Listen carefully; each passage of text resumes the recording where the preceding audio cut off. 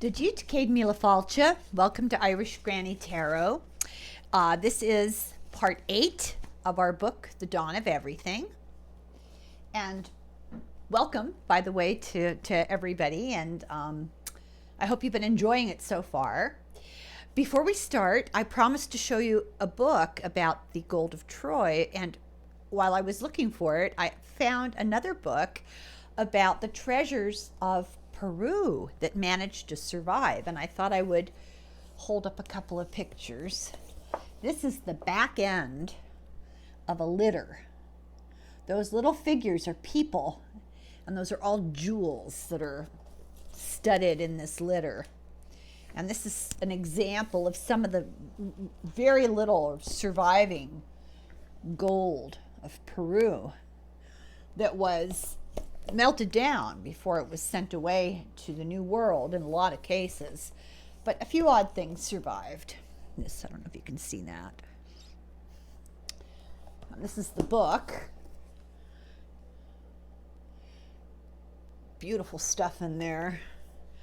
My husband and I are a little bit obsessed. We never collect souvenirs. We don't spend any money on, of course, travel. What's that?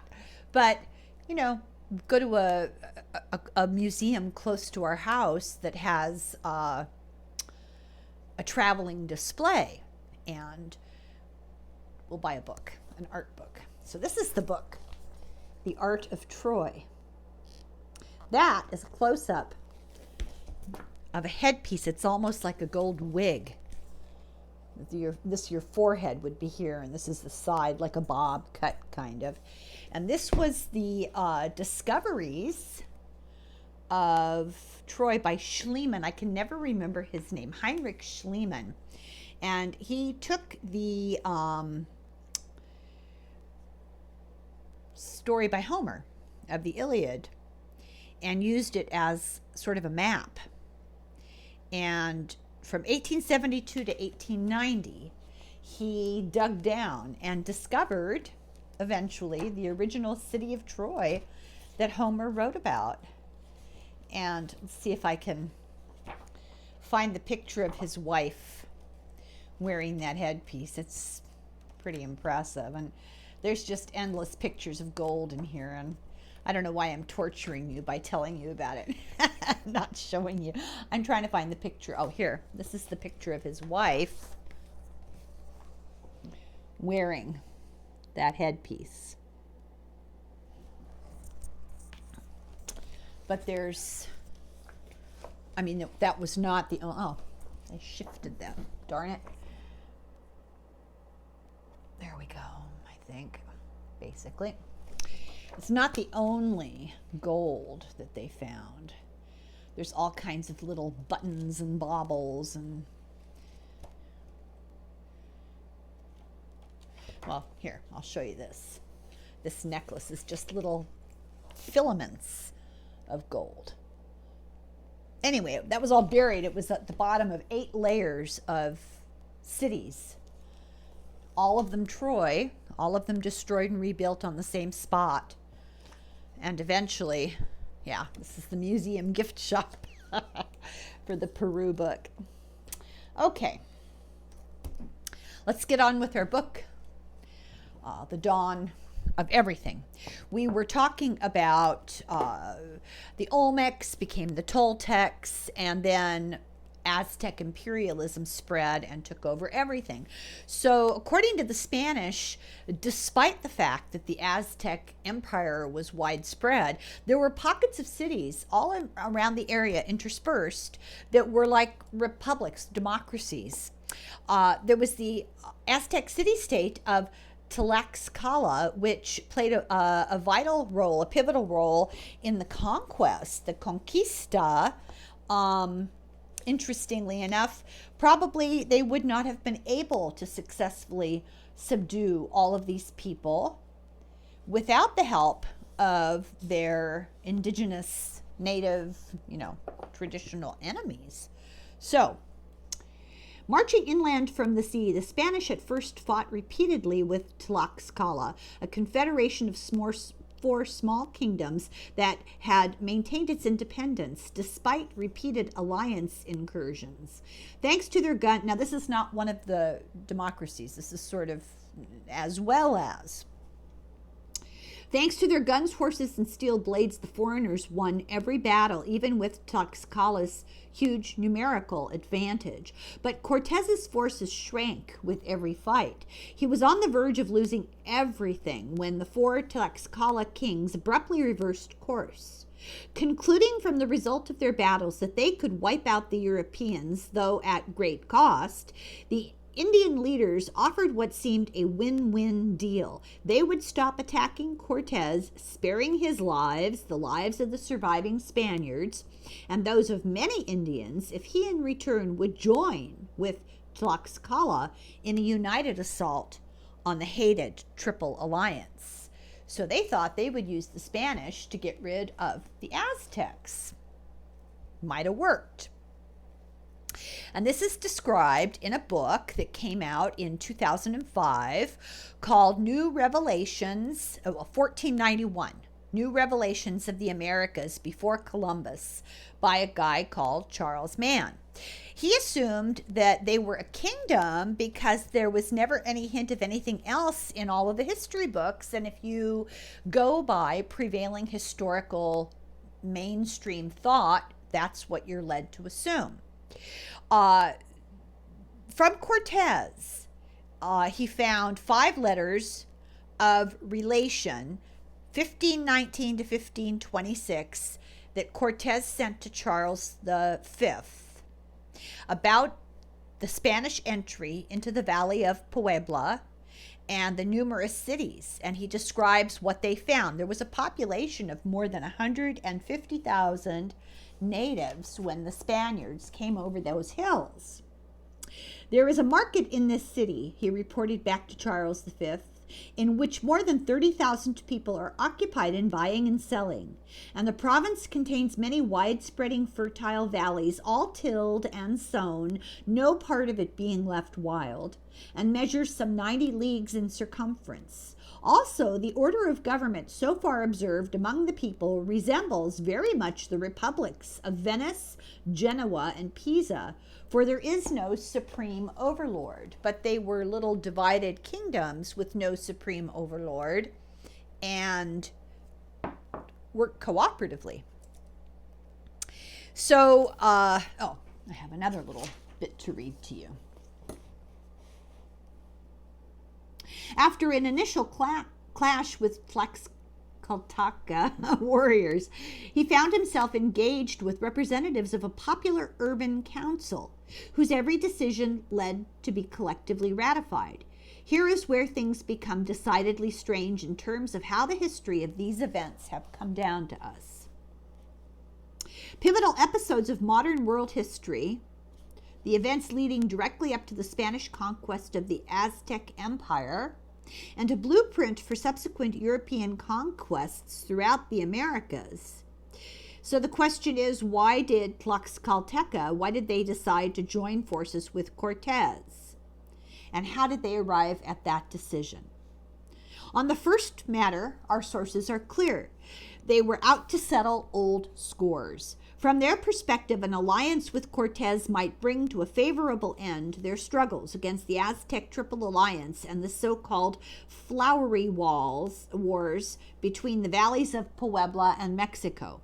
As usual, most of our sources reflect the perspective of Aztec elites who like to portray Tlaxcala's long-standing resistance to their imperial yoke as something between a game and imperial largesse. They allowed the Tlaxcalteca to remain independent, the Aztecs later insisted, to their Spanish conquerors, because after all, the empire soldiers needed somewhere to train. Their priests needed a stockyard of human victims for sacrifice to the gods, and so forth. But this was braggadocio. In fact, Tlaxcala and its Otomi guerrilla units had been holding the Aztecs successfully at bay for generations. Their resistance was not just military. Tlaxcalteca cultivated a civic ethos that worked against the emergence of ambitious leaders, and hence potential quislings, a counterexample of Aztec principles of governance. So it was a sort of a Sparta versus Athens situation. They had very opposite ideals. The people in Tlaxcala rejected the whole notion of an emperor, a centralized power. That's not how they did things. So we've always been taught that this was manifest destiny, that it was an inevitable advance of civilization against the primitive natives. And because Cortez had horses and steel, that he was set up by technology to win, and it was a lost cause from the very beginning.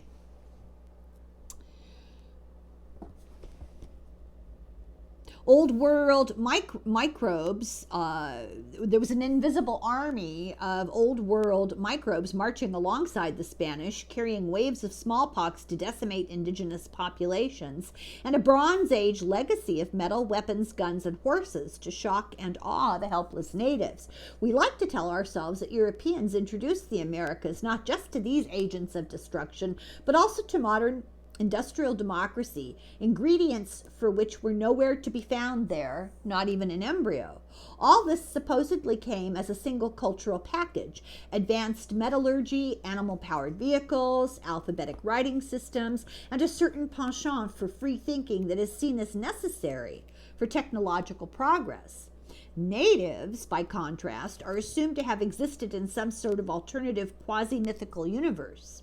They could not, by definition, be arguing about political constitutions or engaging in processes of sober deliberation over decisions that changed the course of world history. And if European observers report them doing so, they must either be mistaken or were simply projecting onto Indians their own ideas about democratic governance, even when those ideas were hardly practiced in Europe itself.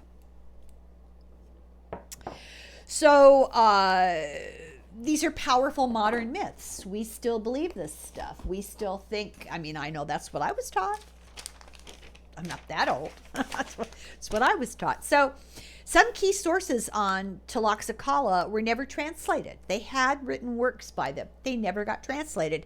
And so they also had new data that they did translate, and they just ignored it by the mainstream.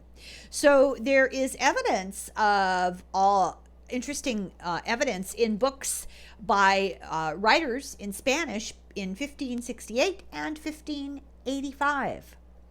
Most key is the Crónica de la Nueva España from 1558 to 1563 by Francisco Cervantes de Salazar, one of the first rectors of the University of Mexico. He was born in 1515 in Toledo. He went to the University of Salamanca. In Flanders, he was the Latin secretary to the Archbishop of Seville, and the entree to that was his entree to the court of Charles V. At a lecture, he heard Cortez talk about the New World and was fascinated. And after Cortez died, Salazar went to Mexico to teach Latin, where he became a priest. In 1558, he got 200 gold pesos a year from the government to write a general history of New Spain, and he got a grant to visit Tlaxcala to talk to those who lived through the Conquista. So essentially, the native stuff was all essentially in ruins. People still living in the ruins, but their culture completely destroyed. He managed to run afoul of the Inquisition and saw many of his compatriots executed. He was able to flee, and his writings were sent to the Spanish Inquisition to censure out the idolatrous practices that the natives had. But it didn't take out the descriptions of indigenous politics, because they didn't think that what the natives did for politics particularly important. There was no original copy in circulation, and as a result, he was completely disregarded for centuries. But in 1911, Zelia Maria Natal found many lost writings in the Biblioteca Nacional in Madrid, and in 1914 published the works of Salamanca. No, I'm sorry, Salazar. Salamanca is the university. So they were published for the first time to be read by the public in 1914, but they were never really given the typical academic evaluation and review. There was never any sort of academic guide written to help people figure out the context. And the descriptions that we've heard were corroborated by firsthand accounts. And here we have a little of that. I just find this stuff really interesting because so much of it was lost to time. When Salazar describes in his remarkable passages, it's evidently not the workings of a royal court, but of a mature urban parliament, which sought consensus for its decisions through reasoned argument and lengthy deliberations, carrying on, when necessary, for weeks at a time. The key passages are in Book 3. Cortes is still camped outside the city with his newfound Teutonic allies. Ambassadors move back and forth between the Spaniards and the Ayuntamiento, the city council of Tlaxcala, where deliberations commence. So they've got these ambassadors. After many welcomes and much kissing of hands, a lord named Mexixcatzin, well known for his great prudence and affable conversation, gets the ball rolling with an eloquent appeal for the Tlaxcalteca to follow his lead, indeed to follow what the gods and ancestors ordained, and to ally with Cortes to rise up against their common Aztec oppressors. His reasoning is widely accepted in the council until, that is, Xicotencatl the Elder, by then over 100 years old and almost blind, intervenes. A chapter follows detailing the brave speech that Xicotencatl made, contradicting Mexixcatzin. Nothing, he reminds the council, is harder to resist than an enemy within, which is what the newcomers will likely become if welcomed into town. Why does Mexixcatzin deem these people gods who seem more like ravenous monsters thrown up by the intemperate sea to blight us, gorging themselves on gold, silver, stones, and pearls, sleeping in their own clothes, and generally acting in the manner of those who would one day make cruel masters? There are barely enough chickens, rabbits, or cornfields in the entire land to feed their bottomless appetites or those of their ravenous deer, the horses. Why would we who live without servitude and never acknowledge a king spill our blood only to make ourselves into slaves? This guy was over 100 years old when he made that speech. This evidence of a rational consensus building and democratic reasoned debate is completely ignored by history. Doesn't even exist. They do not acknowledge that the natives had this form of government. They prefer to say that the Spanish put their democratic thoughts into the natives' heads, but that were not democratic themselves, that they were anti-democratic, and that's absolutely not true. And the Spanish weren't democratic either. Friar Toribio Metolinia is what his name was, the ragged one is what the natives called him, spoke with the grandson of Xicotencatl the Elder, the one who made that speech. He came later and spoke with his grandson, and this is what his grandson had to say about all of this. Motolinia, the ragged one, confirms Cortez's original observation that Tlaxcala was indeed an indigenous republic governed not by a king, nor even by rotating office holders, but by a council of elected officials answerable to the citizenry as a whole. Exactly how many sat on the council is not clear. Spanish sources suggest any number from 50 to 200. Maybe it was 150. Perhaps it depended on the matter at hand. Neither, unfortunately, does he tell us anything in detail about how these individuals were selected for office or who were eligible. Other Pueblan cities, including royal ones, rotated official duties among representatives. On the topic of Tlaxcalteca, modes of political training and instruction, however, Motolinea's account comes alive. Those who aspired to a role on the council, far from being expected to demonstrate personal charisma or the ability to outdo rivals, did so in a spirit of self-deprecation, even shame. They were required to subordinate themselves to the people of the city. To ensure that this subordination was no mere show, each was subject to trials, starting with mandatory exposure to public abuse, regarded as the proper reward for ambition, and then with one's ego in tatters, a long period of seclusion in which the aspiring politician suffered ordeals of fasting, sleep deprivation, bloodletting, and a strict regime of moral instruction. The initiation ended with a coming out of the newly constituted public servant and feasting and celebration. Clearly, taking up office in this indigenous democracy required personality traits very different to those we take for granted in modern electoral politics. On this latter point, it is worth recalling that ancient Greek writers were well aware of the tendency for elections to throw up charismatic leaders with tyrannical pretensions. This is why they considered elections an aristocratic mode of political appointment, quite at odds with democratic principles, and why for much of European history, the truly democratic way of filling offices was assumed to be by lottery.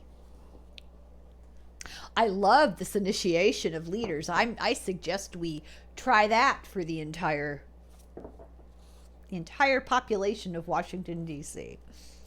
So archaeology supports, oh wait, I got a little bit more here to go. The correspondence are so close that one begins to wonder if their autoethnography, the Tlaxcalteca in this case, actually did present themselves to Spaniards in terms that they knew would be instantly recognized and understood.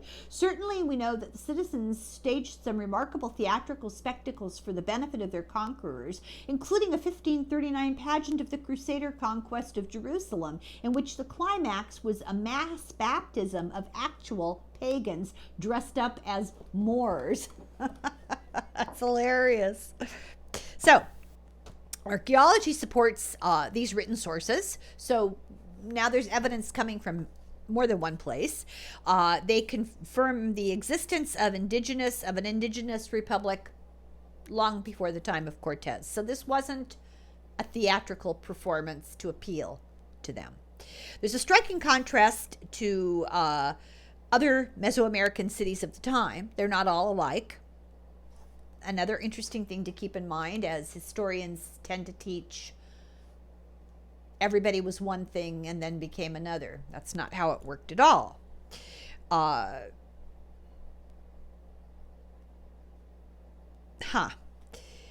Athens was also an outlier, like Tlaxcala. So was Teotihuacan. So Tlaxcala gave way to Tenochtitlan. Tenochtitlan is like Mexico. And the Aztecs, who created a predatory empire similar to the Europeans. So they lost this republican, democratic social order completely to the Aztecs and their empire. Chapter 10, Why the State Has No Origin. How to define state. The word state never came into common usage until the late 16th century. The first systematic definition was from the Germans in the 19th century, a guy called Rudolf von Ehring, and he defined state as any institution that claims a monopoly on the legitimate use of coercive force within a given territory. And for most of history, we really need a more nuanced definition because, as you see, there were many, many different social organizations. Marxists say that the states appear to protect the power of the ruling class, to impose labor, to protect property, and to preserve the advantage of the ruling class. In the 20th century, it's explained that as societies get more complex, top-down structures of command need to coordinate everything. And therefore, social complexity is actual evidence that there must be a governing apparatus with top-down control. It's a circular logic. Since states are complicated and complicated society must be a state. It's a circle. And it's not true. Why do historians believe this? Because the question is it because a complex society inevitably provides a surplus and therefore you get a power grab and therefore somebody is up on top? That has not been true in the past. The Uruk city was complex, but it had no hierarchy. The heroic societies of Mesopotamia were smaller, but they had top-down rule. Two situations that completely argue from both sides. You could make a case for saying that states merge bureaucracy and heroic warrior cultures, and then you get a state. You could make that argument. But if it was possible to have a monarchy with nobles and slaves without a state, that would argue against it. And actually, this is true. There were monarchies that had nobles and slaves, but had no state. And to develop complex social cooperation, like the irrigation of fields and science and philosophy, they claim that can't be done without a state, but it has been. So, do the places that turn into kingdoms and empires really have anything in common? What is it that they have in common that makes them go towards that one leader, hierarchical, status-driven culture? Western legal tradition is based on ownership. All the laws originally started with who owns what, mostly land. It's personal. Land ownership is really about the right to exert violence over a piece of territory, which is what a state does by definition. So, this is funny. This is not my example. This is their example. It's like Kim Kardashian walking around Paris with a diamond necklace. She flaunts her power over violence, that she has property rights, but she has property rights backed by force because she's got the security guards, the personal protection to prevent anybody from stealing it. So it didn't work very well eventually, though. If we could all drink a magic potion and be invulnerable, would Kim still maintain exclusive rights over her necklace? If we could go take it because we had a magic potion and she could not exert violence over us, would she still maintain exclusive rights? Yes, she would if she could control information. So how does that work? Well, if she had a safe with a combination and nobody else knew the combination, that would be an alternative to exerting control. Then what if the potion made it impossible to keep a secret? And would she still get to keep her jewelry? And she could, but only if she could convince everyone that she deserved what nobody else could have. So that's the trick that has to be played on people. So the point they're making is there really are three possible bases for social power. And the first is control of violence. So you can establish your authority with violence. The second is control of information. If you can control information, you can control a body of people. And how does that manifest? What does that mean? We're talking an administrative bureaucracy. Think of they usually, as we'll get to, they usually go hand in hand or they work in different combinations. So not exclusively, but think of the Nazi administration. They had a very elaborate administrative bureaucratic thing. They often had two departments doing exactly the same thing. It was overwrought. And then the third way to keep power is with individual charisma, the hero. So take, for example, Africa and Papua New Guinea. They have initiation ceremonies that are so complex that the knowledge requires a bureaucracy to manage. but they have no formal ranks in their society. So egalitarianism can go two ways. It can be all 100% unique. Everyone is equal. You're all equal because we're all so unique. So nobody compares to anybody else. No one's better, no one's worse. We're all uniquely different. Therefore, we're all equal. Or we're all so different that any ranking is just a completely impossible thing to do. So these three principles of controlling violence, controlling information, or having charisma, political charm, or whatever, these are the foundations of the modern state. This is what it takes to formulate a government that controls people. All sorts of threats to individual freedoms come from these three things. And you end up with social domination. And how do you prevent that? You can offset it with democracy.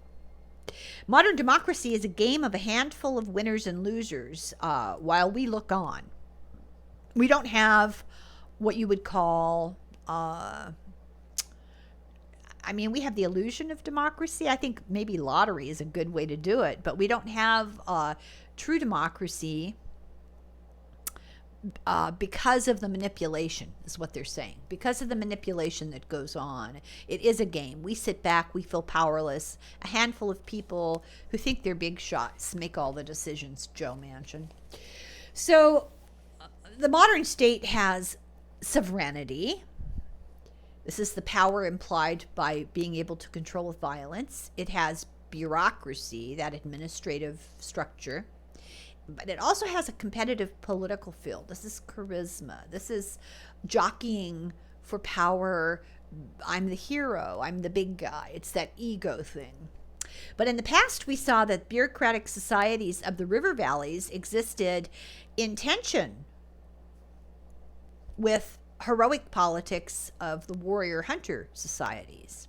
And like the Natchez, often kings and chiefs had power, but no way to really enforce it. So they had the charisma of being in charge, but they had none of the power to carry it out.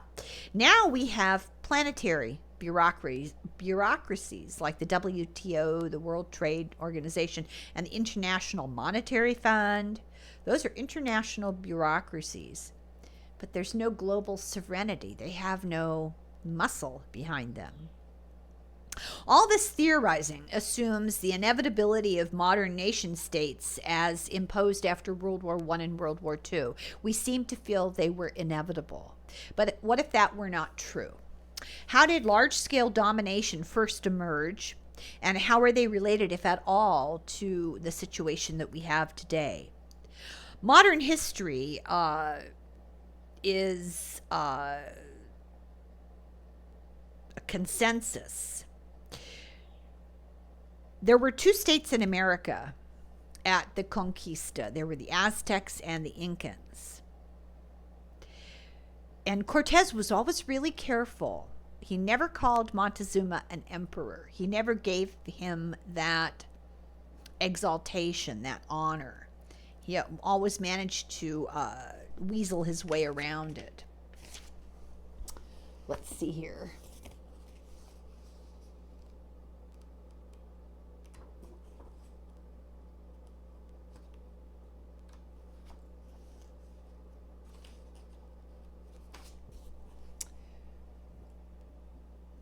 The Aztecs, at birth, boys were given a shield with 4 arrows. The midwife prayed that they might be courageous warriors.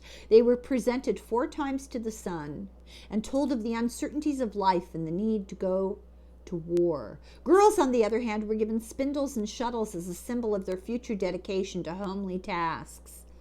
It's hard to say how widespread this practice was, but it points to something fundamental in Aztec society. Women still occupied important positions in Tenochtitlan as merchants, doctors, and priestesses, but they were excluded from an ascendant class of aristocrats whose power was based on warfare, predation, and tribute.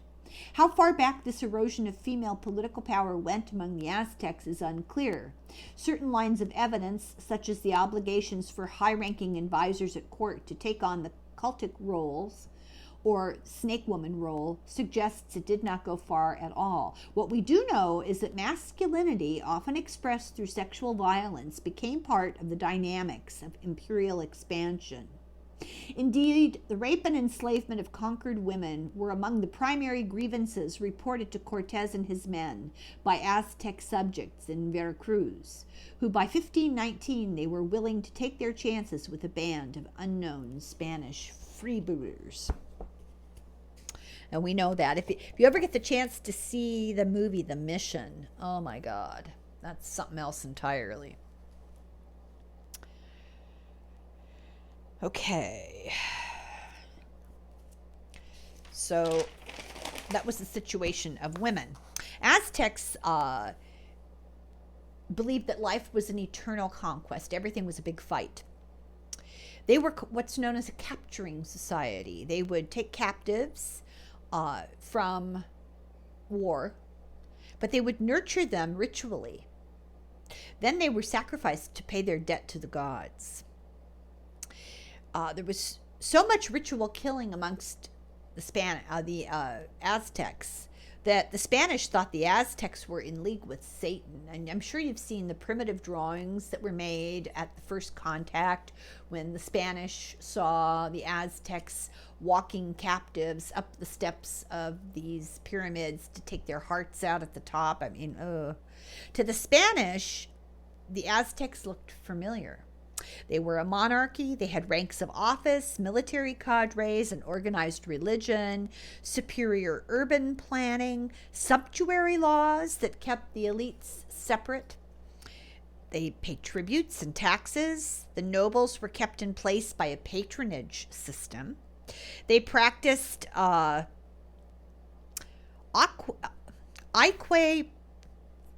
principale, which is the principle of equality. The conquered areas, they did this in Rome, conquered areas were allowed to be autonomous as long as they gave an annual tithing to the crown.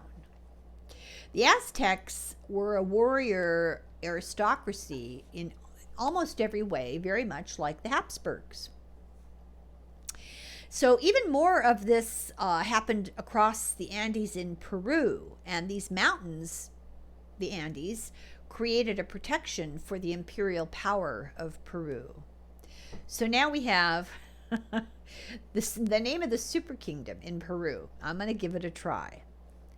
Tawantinsuyu, which meant quarters closely bound, surrounded by mountains. The capital was Cusco. The royal Incas had a rotating pool of labor known as a corvée. I think we talked about that before, where you were impressed into service to the crown part of the time during the year, and everybody did it.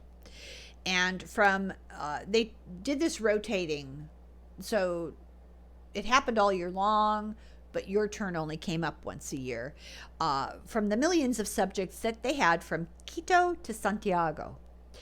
So they had sovereignty over so many provinces, 80 provinces, and many ethnic groups. They were considered a universal monarchy by the 15th century, and it came to an end. It covered over 2,500 miles, and the efficiency of it was uneven, as you can imagine. Many villages were largely self-governing. Representatives from the emperor came once a year. They paid a tithe, and that was it. They had complex administrative apparatus, but it was distinctly homegrown village from village based on collective associations called ailu. When the empire reached them, they didn't have to change very much because of the distances involved. And the Aztec Empire was a little different. It was more of a confederacy of noble families. The Inca Empire was all about the sun god. The emperor was the sun god. All authority came from him. He had all authority. His queen was his sister, and I don't know if that meant that they were conjugally related, but his actual biological sister was the queen. All the heads of state, priests, guards, everybody were blood related to him.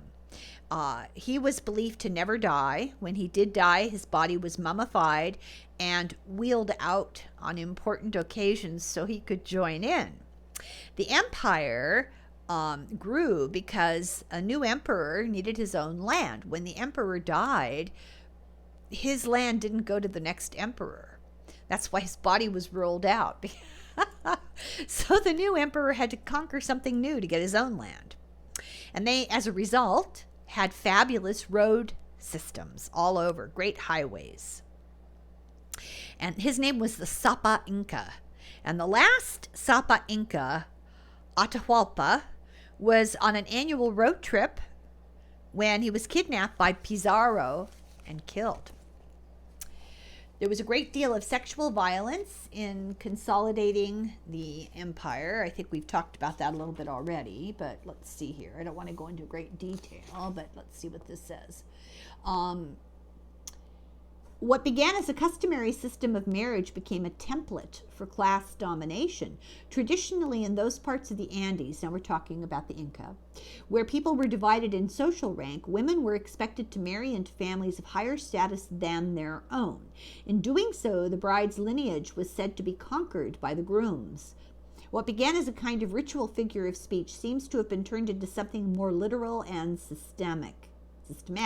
In each newly conquered territory, the Inca immediately built a temple and forced a quota of local virgins to become brides of the sun. Women cut off from their families, kept either as permanent virgins or dedicated to the Sapa Inca for him to exploit and dispose of as he pleased. In consequence, the king's subjects could be referred to collectively as conquered women, and local nobles jockeyed for position, trying to get a place for their daughters in prominent roles at court. Let's see now. In each provincial center, this is from the writings of 1553, the Cronica del Peru. In each provincial center, they had accountants who were called knot keepers, orderers, and by means of these knots, they had strings with knots in them. They kept the record and account of what had been given to tribute by those people in that district, from the silver, gold, clothing, herd animals, wool, and other things down to the smallest items. And by the same knots, they commissioned a record of what was given over 1 year, or 10 or 20 years. And they kept the account so well that they did not lose a pair of sandals. Spanish conquerors provided few details, however, and after the use of the quipu, the knot system, was officially banned in 1583, local specialists had little incentive to commit their lore to writing. We don't know exactly how it worked, although new sources of information are still emerging from remote Andean communities where it turns out Inca-style quipus and their associated forms of knowledge were kept in use until much more recent times. Scholars argue about whether they should be considered a form of writing. What sources we do have mainly describe the numerical system, noting the hierarchical arrangement of color-coded knots into decimal units from 1 to 10,000.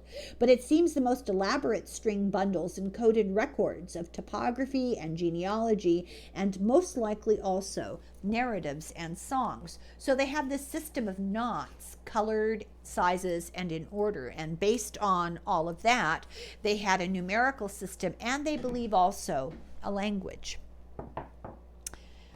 A lot going on there. Empires like the Aztec and the Inca were vulnerable. They would get leaders in their capital city, also with the help of, sometimes with the help of some of their subjects, and people were used to falling in line. So when somebody came and usurped power, the people didn't even question it at that point. It wasn't so easy in other places where they weren't used to that kind of domination. The Yucatan, the Mayas at the Conquista, the area was widely scattered assortment of various sized settlements which had autonomy. And it was kind of like whack-a-mole with the Spanish, because every time they'd conquer one of the settlements, another one would rise up. And so it was very difficult for the Spanish to subdue them. In 1546, a coalition rose up, and the resistance never really died out. This is so interesting. Into the 1840s, they were still going on. They had a caste war still going on. And the Mexican Revolution in the 1910s was an extension of all of this, as were the Zapatistas. So they never quit fighting. In this area, women were prominent in the anti-colonial struggle. There were a lot of Mayan art. There was a lot of Mayan art that reflected the struggles between the nobles, but doesn't really show what life was really like for most Mayans.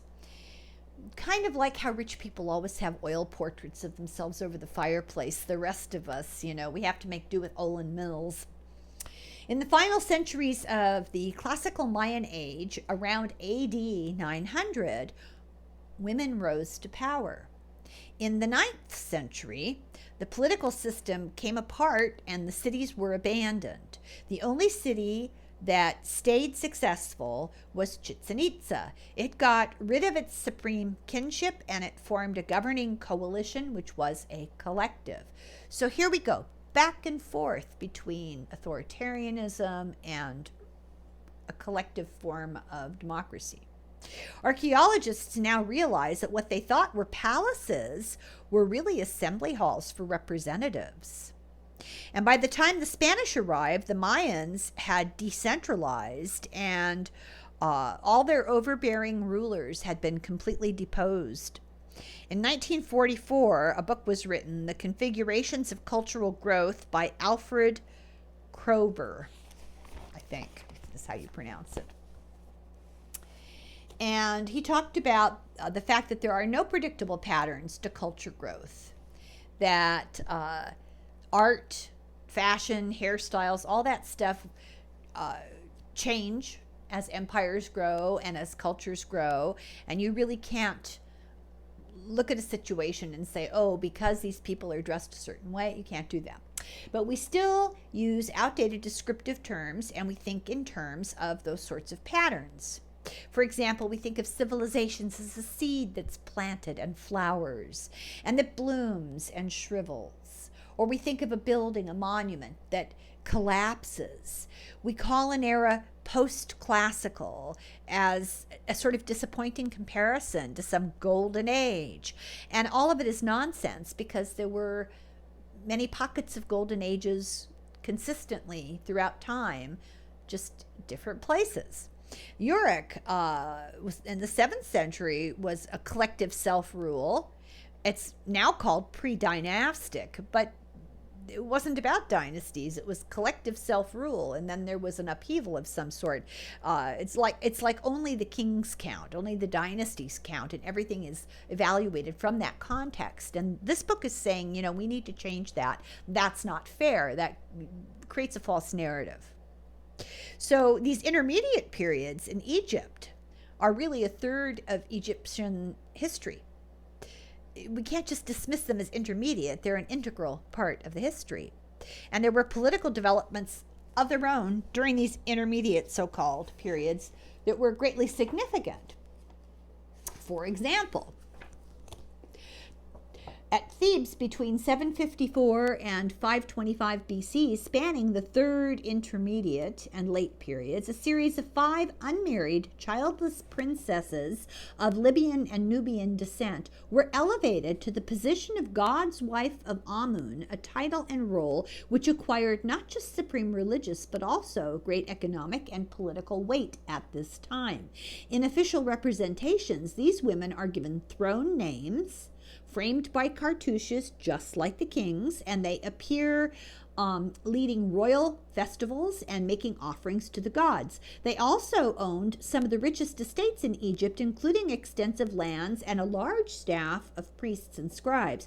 To have a situation in which women not only command power on such a scale, but on which this power is linked to an office reserved explicitly for single women, is historically unusual. Yet this political innovation is little discussed, partly because it's already framed within an intermediate or late period that signals that it's transitory or even decadent in nature.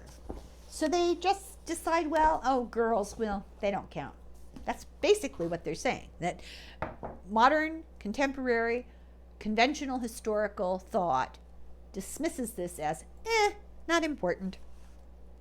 Okay? The last 5,000 years have been a checkerboard of cities, empires, and kingdoms. We have dismissed many that managed to avoid overarching systems of authority. They were flexible, they had loose associations and confederations, and we know very little about how they governed, but they were the world's most common form of government, and they were not ruled by leaders. And we just ignore that. And I wonder who decides that. Probably somebody in charge of something. So, politics as sport, the Olmec. The mother culture of Mesoamerica is considered the Olmec. They sprang up in Guatemala, Honduras, and southern Mexico between 1500 and 1000 BC. They invented the calendar, they invented glyph writing, and ball games. There's no knowledge of whether they were unified by ethnic or political groups, that we just don't know. The Olmec Heartland were the marshes of Veracruz, and we're not sure how they governed. They had ceremonial precincts with large earthen pyramid mounds surrounded by extensive suburbs. These monumental epicenters in the middle of small farming settlements, and they were used seasonally because seasonally they went off and had foraging camps. They weren't egalitarian. It was clear that they had an elite. They had ties with the countryside, but those were weak ties. And the collapse of the Olmec city, San Lorenzo, had no impact on the wider economy of the region. So they weren't running things everywhere else. You may have seen the big stone heads that are attributed to them. And they had, what do you call them? Helmets, leather helmets put on these stone heads that had to do with ball games. So were these their heroes, their sports heroes? They're the finest stonework with the standard of male beauty, but each was distinctly an individual. So they're portraits. The stone ball courts are common in Mayan cities. The greatest epic, the Popol Vuh, is about a god's ball game versus playing against the mortals.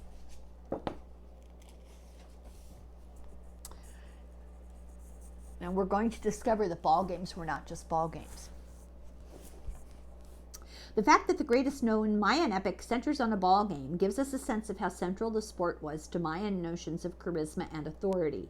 So too, in a more visceral way, does an inscribed staircase built in Yaxchitlan to mark the accession in AD 752 of what was probably its most famous king, known as, and this is his name, it's a great name, Bird Jaguar the Great.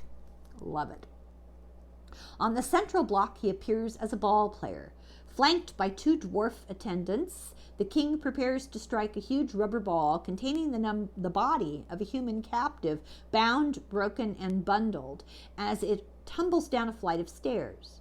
Capturing high-ranking enemies to be held for ransom, or, failing payment, to be killed at ball games, was a major objective of Maya warfare.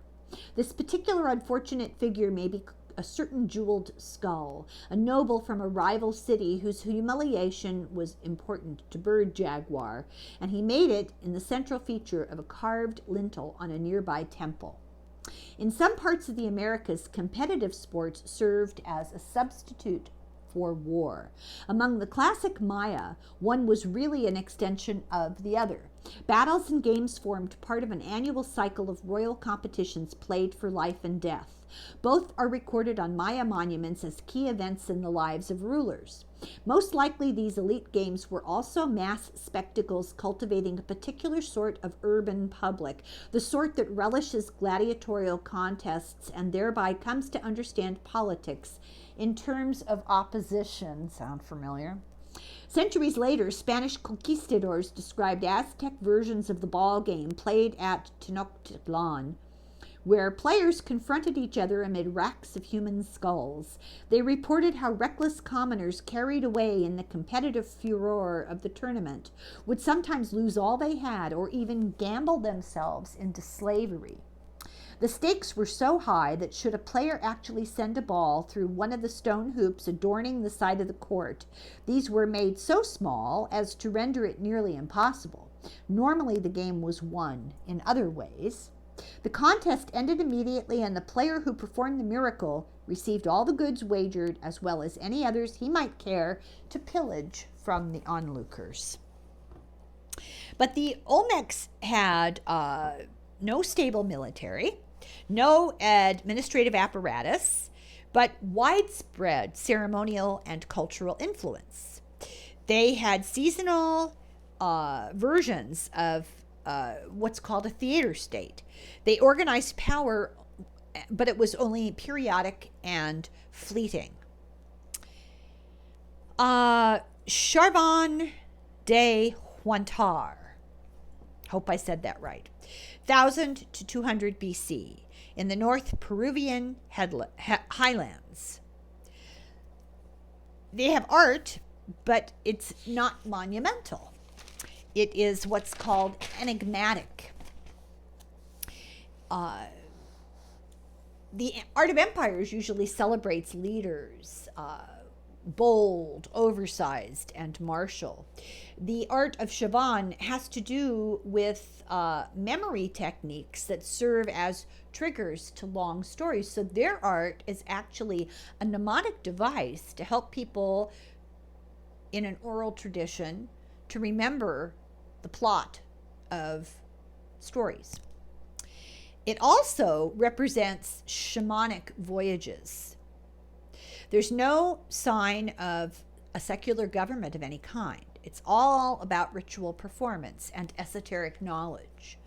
It's kind of an old New Age town. The indigenous people told the Spanish, the indigenous people that were left, told the Spanish that that is what it meant. It was a place of pilgrimage and supernatural danger. And there are colored photographs of it online, and it has a distinctly eerie feeling. There are people around, but it has this very eerie feeling to it, which I think you would feel even if you didn't know that it's supposed to be supernatural. The heads of families would travel there on pilgrimage for visions and oracles. It has very strange architecture, labyrinths, hanging stairs that go nowhere, tortuous underground halls, to narrowing areas that only one person would fit in, that would dead end in a room with a monolith in it. The Olmec Empire of spectacle, the ball games, the killing of your enemy, and the Chauvin Empire of esoteric knowledge. So that contradicts the notion that hunter-gatherers became farmers, became big civilizations. So it was all this other stuff going on. So forms of domination can be quite different. Chauvin, their control was control over knowledge. It was a religious bureaucratic control. The Olmec, their control came from the competition to get formal personal recognition, heroic charisma, large-scale competitive political power. But in either case, there was no territorial sovereignty or bureaucracy, not really.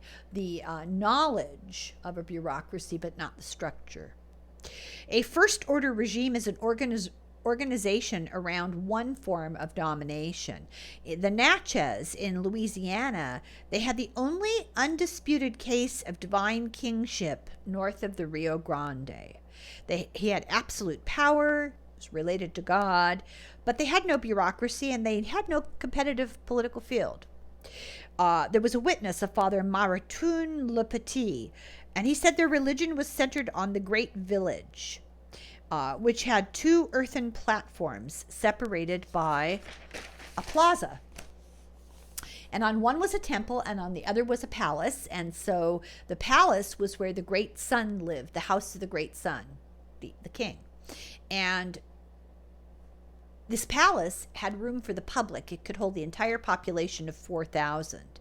The temple had an eternal fire, and the fire was to the founder of the royal dynasty. The current ruler and his sister were worshipped. He was known as the tattooed serpent, and she was known as the white woman. Now, these are Native Americans in North America, technically in Louisiana. Commoners had to bow, wail, and walk backwards around them. No one could eat with him. Only his most privileged could see him eat. The royal family rarely left the great village. The French were fascinated because of the similarities to their own sun king. He was called the Great Sun. Louis XIV was the Sun King. And these missionaries were French, and they couldn't believe that there's so many similarities. It was 100% personal power with arbitrary executions and property confiscation. People did not like to be around when he was around. At royal funerals, the subjects would offer themselves up to be strangled to accompany the great son into the afterlife, and closest family members were put to death. The Natchez was matrilineal. The white woman's children ascended the throne. So the great son's wives were commoners and went to death joyfully when he died.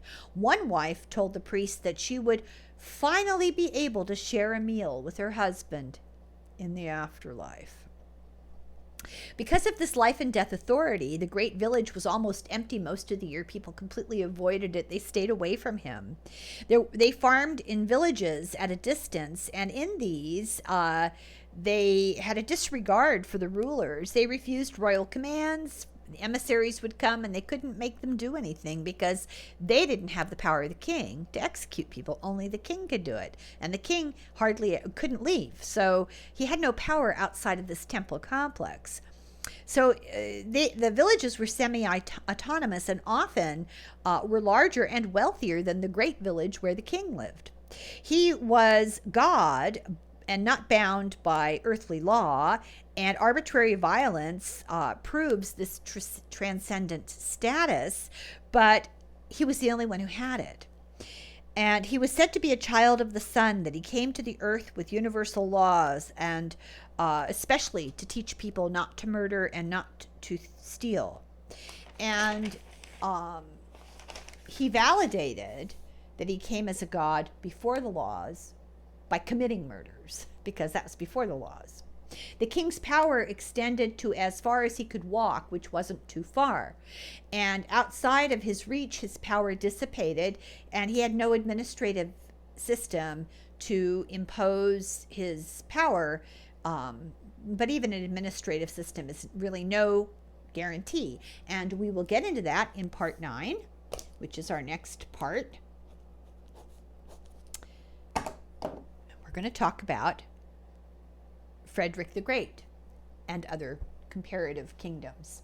So thank you very much for watching. I'm going to go ahead and stop this, and I'm going to go ahead and download it, upload it, whatever, and start the next video, so that I'm hoping to finish this by today. So, slung of oil.